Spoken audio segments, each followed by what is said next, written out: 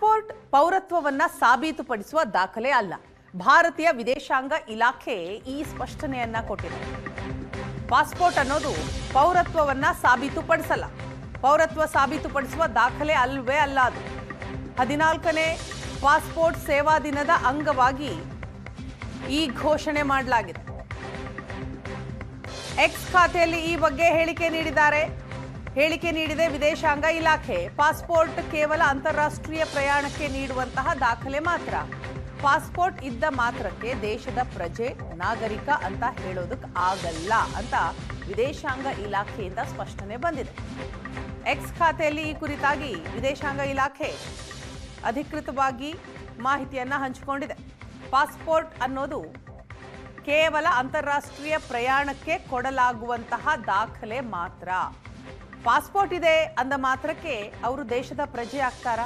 ಖಂಡಿತ ಅಲ್ಲ. ಎಕ್ಸ್ ಖಾತೆಯಲ್ಲಿ ಈ ಬಗ್ಗೆ ವಿದೇಶಾಂಗ ಇಲಾಖೆ ಸ್ಪಷ್ಟನೆಯನ್ನ ಕೊಟ್ಟಿದೆ. ಪಾಸ್ಪೋರ್ಟ್ ಪೌರತ್ವವನ್ನ ಸಾಬೀತುಪಡಿಸುವ ದಾಖಲೆ ಅಲ್ಲ. ಭಾರತೀಯ ವಿದೇಶಾಂಗ ಇಲಾಖೆಯಿಂದ ಹೊರಬಿದ್ದಂತಹ ಸ್ಪಷ್ಟನೆ ಇದು.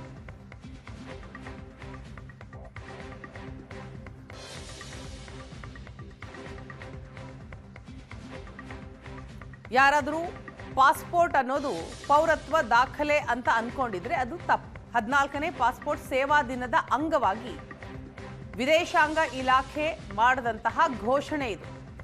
ಕೇವಲ ಅಂತಾರಾಷ್ಟ್ರೀಯ ಪ್ರಯಾಣ ಮಾಡೋದಿದ್ರೆ ಮಾತ್ರ ಪಾಸ್ಪೋರ್ಟ್ ಬೇಕು. ಅಷ್ಟಕ್ಕೆ ಪಾಸ್ಪೋರ್ಟ್ ಸೀಮಿತ. ಅದರ ಹೊರತಾಗಿ ಇದರಿಂದ ಪೌರತ್ವ ಸಾಬೀತುಪಡಿಸುವಂತಹ ದಾಖಲೆ ಅಂತ ಅನ್ಕೊಂಡ್ರೆ ಅದು ಸರಿಯಲ್ಲ. ಅದು ತಪ್ಪಾದಂತಹ ದಾಖಲೆ ಆಗುತ್ತೆ ಅಂತ ವಿದೇಶಾಂಗ ಇಲಾಖೆ ಮಾಹಿತಿಯನ್ನ ಹಂಚಿಕೊಂಡಿದೆ.